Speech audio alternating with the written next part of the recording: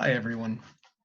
So we're going to continue with our discussion of induction and inductive argument forms. These quizzes, or sorry, this presentation will be relevant to quiz 6. And if you look on Sakai, you'll find the inductive generalization worksheet, which will include exercises about inductive generalization, so you'll want to review that information. And you'll also find some information about some exercises relevant to analogical arguments in this worksheet. And so you should sit down and try to consider how those might work, and think about, the exercises. I'll go over one of each just so you kind of see how you might go about them. These are challenging, so be aware of that. But for the most part, things should be relatively straightforward. So today we're just going to focus on these two.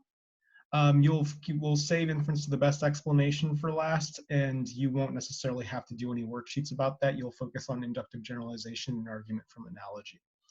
Okay, so remember that if you have not yet completed quiz 5, you must complete quiz 5 before you can request quiz 6 from me. So for those of you who have not completed quiz 5, make sure that you do that, that you request it from me and that you get it taken and that you pass it before you try to request quiz 6 from me. All right, let's jump in. So last time we left off talking about statistical syllogism and inductive generalization. Inductive generalization is moving from sample to population. Statistical syllogism involves moving from some fact about an individual and how they're situated within a certain set of populations to some conclusion about some broader attribute they have because they belong to that population. So today we're going to cover argument from analogy, which is a lot like what it sounds. To argue from analogy is to present a comparison between two things and to say that because they share certain features, that they must be possessed of some other, that one thing must be possessed of some other feature as well. So here's the broad structure of an argument from analogy. X and Y are similar in certain respects. X has feature F, so Y has feature F. The crucial thing that we have to look at with respect to an argument from analogy is those certain respects in which things tend to resemble each other. And so we have to ask questions about those points of resemblance and whether those points of resemblance really are important, or whether there are, what I'll call in a moment, relevant differences between the things that make it so that the conclusion might not follow, or even that the conclusion might be outright false. Okay, so let's look a little deeper into this.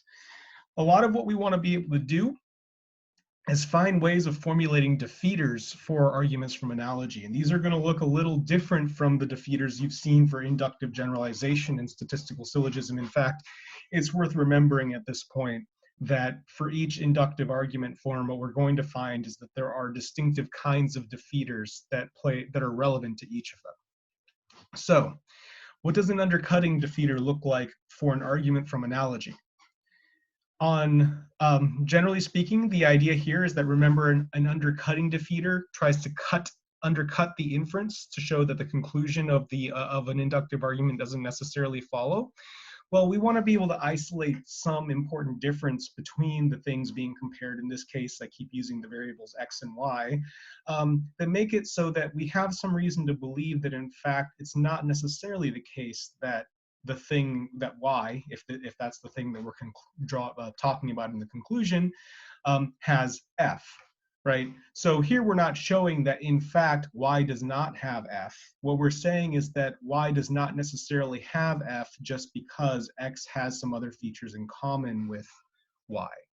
So the conclusion could still be true, but the idea here is that the inference to the conclusion is now weak or weaker because there is an important difference between x and y. As for rebutting defeaters, well, we want to be able to have right out some piece of evidence, some piece of information about the things in question that show that really, in fact, y is not possessed of f. And so we'll look at a couple of examples where we might be able to motivate that kind of thing. But yeah, but in practice, these can be quite challenging. And you'll see this when we get to the exercises as well. Okay, so here's just a straight example of what might be a fairly good argument from analogy. So the first premise just says whales and dolphins are similar in many respects. They are warm-blooded, air-breathing aquatic animals that give live birth. And the next premise says, well, whales lactate. So given the similarities between whales and dolphins, we can conclude that dolphins lactate too. So this one's not too bad. In fact, the claims turn out to be true. Dolphins do lactate. They feed their young with milk. And so, you know, this seems to work well, that those similarities are enough to try to motivate the conclusion. Of course, how convincing this argument is a separate question. The question here is the question here is just what an argument from analogy looks like. Okay, so here's another one that might be a slightly more controversial example. Here, I'll move this here. So this just said, so working a few hours a week in a garment factory is no different from having a paper route. Okay, so we say that in fact these things are all the same in every respect, right? And there's nothing morally wrong with letting kids have paper routes. Like, you know, if kids want to go with their parents and drive around and deliver papers to different houses, that's perfectly fine. Similarly, it's perfectly cool if your kid wants to work in a garment factory. And so then we should conclude on the basis of the fact that they share they're similar to each other in every respect, that in fact, there's nothing morally wrong with letting kids work in garment factories. Now, hopefully you're having some intuitions about this case, and you're like, hey, I don't think that's right. That feels wrong. And so when you encounter an argument from analogy and you think to yourself, hey, maybe there's something wrong with this and I need to consider what, you need to start thinking about the two things being compared and what the important differences are between those things. So in this case, the explicit comparison is between working in a garment factory and working a paper route, right? And to be able to find what the important differences are between the things being compared, we have to consider we have to be able to consider relevant disanalogies. So the defeaters that I just presented to you a moment ago, in using them, we're searching for disanalogies that will either help to rebut the conclusion or undercut the inference to the conclusion. Okay, so remember, that's what we're searching for. That's the term here, to assess an analogical argument for strength. What we need to be able to do is find a relevant disanalogy that either undercuts the inference to the conclusion or falsifies the conclusion. Okay, so let's look at this argument in a little more detail. Let's think about this in terms of both undercutting and rebutting defeaters, and I'm going to start with undercutting defeaters first. So one thing that might strike you as immediately obvious is that factory work, particularly work in a garment factory, is often dangerous. Whereas if you're riding a bicycle to deliver papers, or driving around with your parents going house to house to deliver papers, those aren't particularly dangerous activities. Factories have lots of large equipment, and you know, it's not strange if you look back at certain chapters of history, you might hear stories about children who lost limbs to certain machines while working in factories. It's unlikely that you're going to lose a limb, or at least the risk is significantly smaller that you're going to lose a limb while you're working while you're working a paper route. So another important point of difference is that most children who take paper routes are not people who are typically in a position where they require that income to survive. And so in many cases, children who take on factory work, they need it because they supplement their parents' income. This is something that happens fairly commonly in developing countries, right? So children end up working jobs rather than going to school because the families that they belong to need that supplemental income to survive. And so notice that both of these points are points of difference that show that, hey, just because there's nothing morally problematic about paper routes, these kinds of considerations, danger and the coercive nature of somebody's situation, might make it so that it's not necessarily the case that there's nothing morally problematic about working in a garment factory. So this is the point where we really have to stop and reflect on just what those differences are and how they could undermine the moral conclusion, right? Okay, rebutting defeater. In this case, what we're looking for is to imagine a piece of information that might provide us with the resources to show that the conclusion is right out false. This one's a little more challenging for this argument, but the one I formulated is that it might be the case, and it seems like it's plausibly the case, that exploiting children is morally problematic, and factory work inevitably involves exploiting children for economic gain. So exploit here is sort of maybe making use of somebody's limited ability to decide for themselves or to be able to speak on their behalf, maybe something like that. And if it's always the case that factory work involves exploiting children, then it's going to turn out to be the case that it's morally and exploitation is morally problematic. And it's going to turn out that it's morally problematic to have children work in garment factories, right? And so that would be a direct way of defeating the conclusion. Now, I'm coming up with potential defeaters, right? So we have to think, like the real discussion about this argument would have to really get into the weeds and talk about the important differences between factory work and paper routes, and to sit down and talk about, well, are those things really that different? And in what ways is factory work truly exploitative? We would need to get clear on those concepts. But you could, I hope you're at least seeing that this could function as a way of trying to address that argument. So, okay, that's the strategy. You have the argument from analogy, something that fits that broad structure. You want to look at the things being compared, see what features are being compared, and then you want to sit down and consider what might undercut the inference to the conclusion, or what might serve to refute the conclusion of the argument. And so to do that, we look at the relevant disanalogies between the different things that are being compared. Okay, so that's argument from analogy. The next argument, inference to the best explanation, is a little more involved, a little more challenging in some respects. And so we're going to take a long look at it. Okay, so here's the form of an inference to the best explanation. And I want you to, glom on to that term. That term, inference to the best explanation, describes exactly what's happening here. The idea is that we're concluding that some puzzling thing that we're seeing is happening because of something that seems to serve as the best explanation of that phenomenon. So here I have the rough argument form schematized as follows. Premise one, O, where O is an observation, something puzzling, something that seems to require explanation. The next premise says, well, O is best explained by E, where E is the explanation, the cause of the thing in question.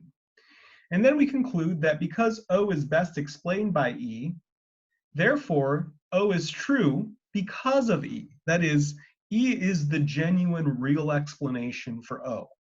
So you'll see how this plays out in a more concrete fashion in just a moment. But the basic idea, again, is that we begin with an observation. Then we have to consider which explanation is best. And in practice, this requires you to stop and consider the range of possible explanations that there are for the observation that you're making. And then you want to be able to choose which one seems to be the best given the information, given the evidence that we have. And then we conclude from there that because this one's the best, then it must be the case that in fact, that's why it occurred. So here are two examples. I'll get into the second example in a lot more detail in a moment, but I want to give you a feel for how this would work. Why is the window broken? Because the robber broke it. Implicitly, this is an inference to the best explanation. The first premise notes the observation that the window is broken. The second premise offers as the best explanation of the window's breaking that a robber broke it. So we conclude the window broke because the robber broke it. So the key premise for all of this, for every inference to the best explanation that we're going to bother with, is going to be the second premise. How do we know that something is the best explanation? In this case, what we need to be able to do is consider all of the evidence that would lead to supporting this as the best explanation compared to other explanations. So for example, and I'll get into this in a little more detail in just a moment, but I want to give you a feel for it now. Why isn't it the case that a baseball crashing against the window is what explains why the window broke rather than a robber? Well, maybe the evidence doesn't point that direction, right? Maybe we look around, we can't find any baseballs. There are no baseball fields nearby. There are no kids in the neighborhood, so maybe they're not playing baseball in the street or something like that. But you live in a place that has a lot of crime. In that case, it starts to look like, well, maybe that a robber broke it seems to be the best explanation, right? On the other hand, maybe you live in a relatively safe neighborhood with lots of children who like to play baseball in the streets. If so, then this might show you that there's a potential defeater lurking in the background against this argument. Okay? So let's look at this next argument.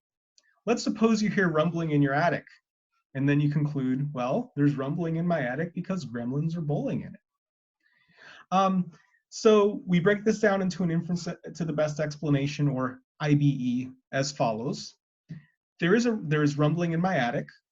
The best explanation of the rumbling in my attic is that gremlins are bowling in my attic. So there's rumbling in my attic because there are gremlins bowling in my attic. So this one should hit you as suspicious, kind of the way that maybe the garment factory example in the analogy case hits you as suspicious, right? Why would you conclude that because you hear rumbling in your attic that the best way to explain that the explanation is gremlins? We all know that there are no gremlins, right? And so, yeah, like you should find that suspicious. It should be strange to you that that's what's going on.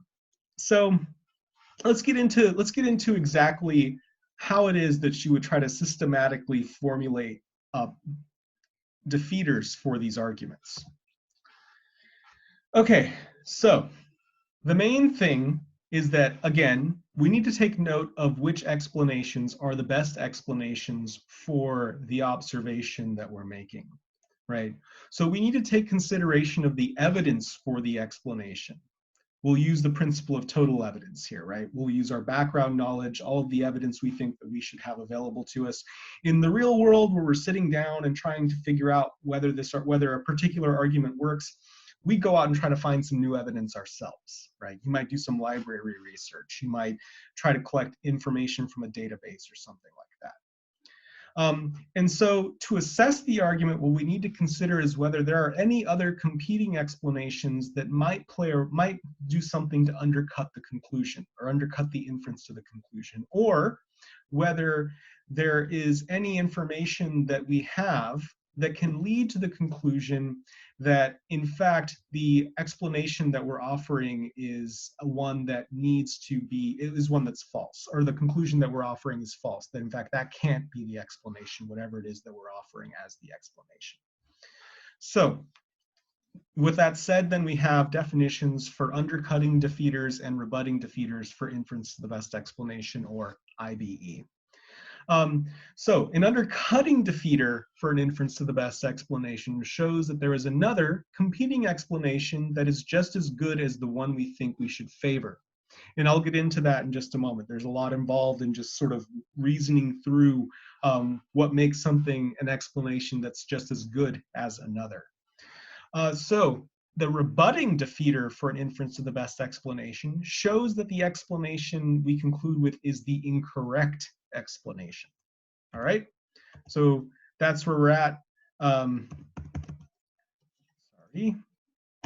Oh, there we go. And so to be able to assess whether one explanation is better than another, we need to stop and consider a couple of things. And we can break it down into two things. Thing one is, well, what's the evidence? What are the facts that we're looking at in the world around us and seeing as fitting into these explanations, and how well do they fit into those explanations? The other is kind of just broadly like, what are some good features of those explanations? And we're going to call these theoretical or explanatory virtues. And we need both the facts and our explanatory virtues to come together so that we can use them to assess an inference to the best explanation. So the basic idea is that these virtues, these explanatory virtues, are things that if the explanations have them, and let's say if one explanation has them and the other does not, then we know that that explanation must be better than the other one. If the explanation in question doesn't have those virtues, but another one does, then it's worse. And then if they have the same features, if they have the same virtues, then we'll go ahead and conclude that in fact they are explanatorily equivalent. And there are a bunch of different explanatory virtues that we could pick up on, but I kind of want you to we're going to simplify this down into three major ones. Some of them you might be familiar with from, say, having seen them in other courses. The one I have in mind here is actually Occam's razor, or parsimony. So one way in which we try to decide which explanations are better than others, especially in the sciences, is to sit down and think about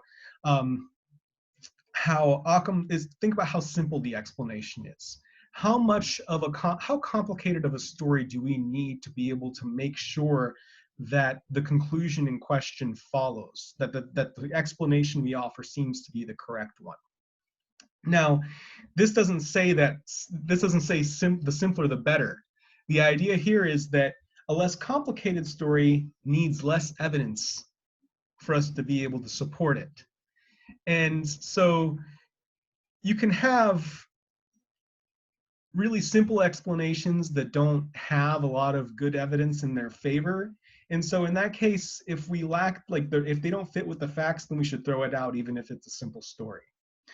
The idea here is just that we should prefer the one that seems to do a better job of explaining with fewer factors or fewer variables. We don't need to posit as much to try to get off the ground the explanation of the observation that we're making. The next one, explanatory power, regards how much you can explain with your explanation. So like I said before, you need to take consideration of all of the relevant facts that are important to the thing that you're trying to explain. And when you take into consideration all of those facts, you want to think to yourself about whether or not you can use one explanation to cover all of those facts, or as many of those facts as you can.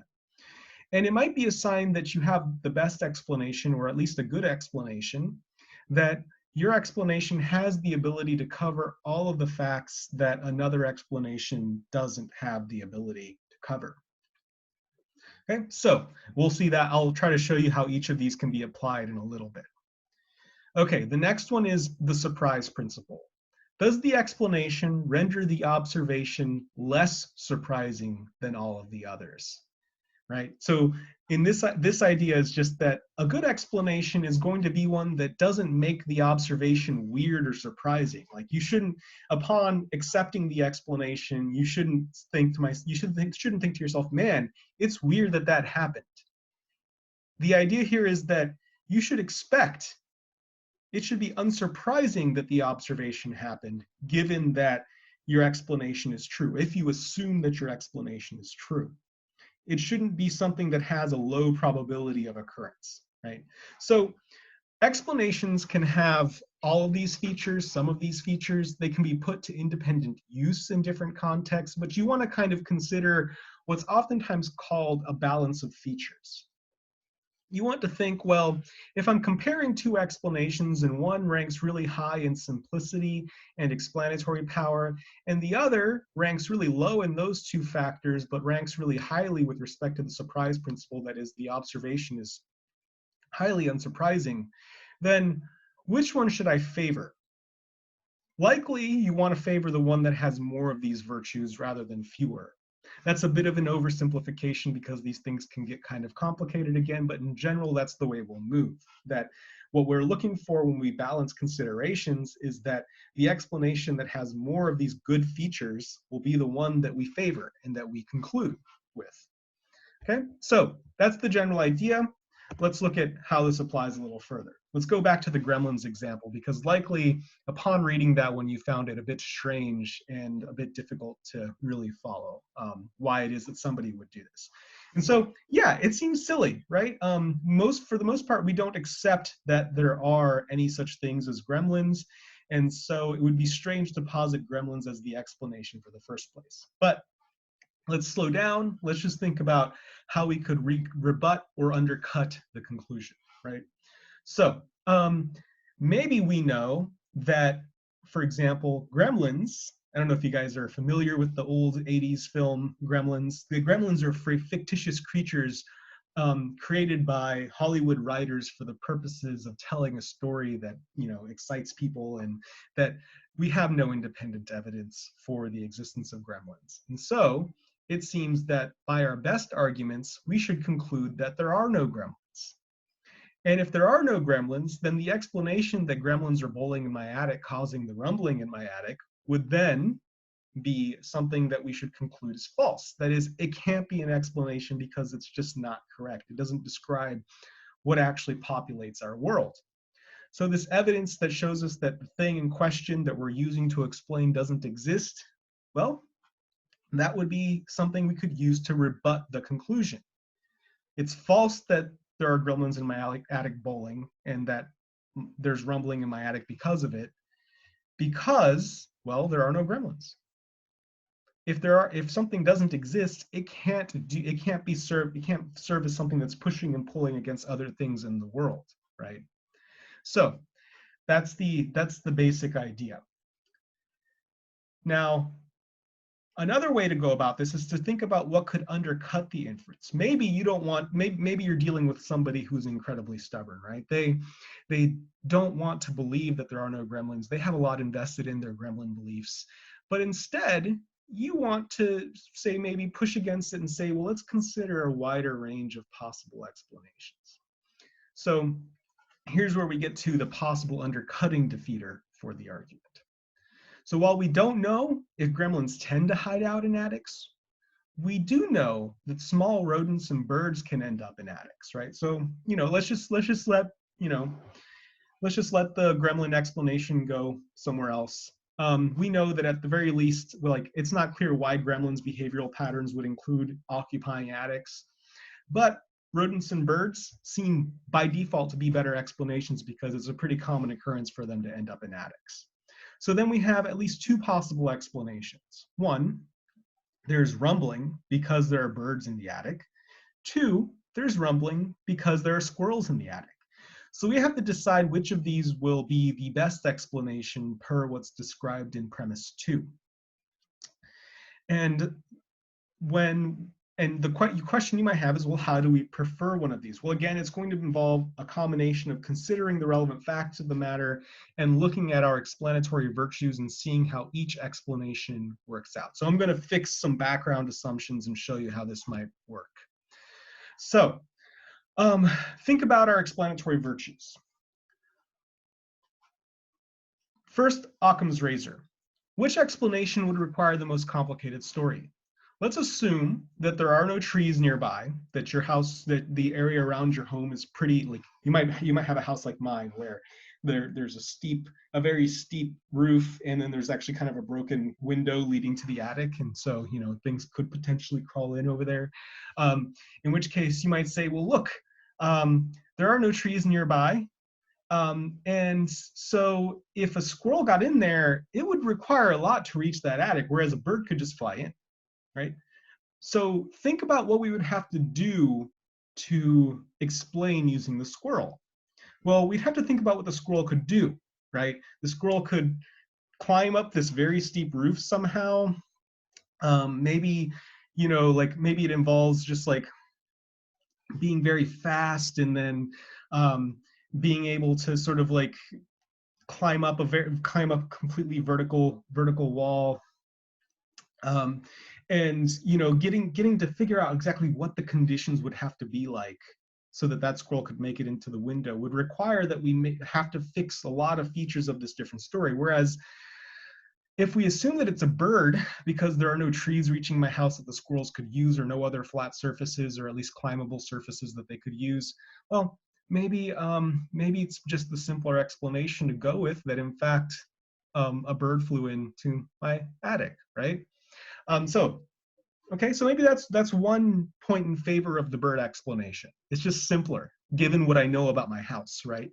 Like if I apply Occam's razor, the simpler story might be the bird story. It could be the squirrel story depending on the context, but here we're going to treat, we're fixing the background assumptions so that it looks like the evidence is pointing in favor of the bird explanation. Okay, so what about explanatory power?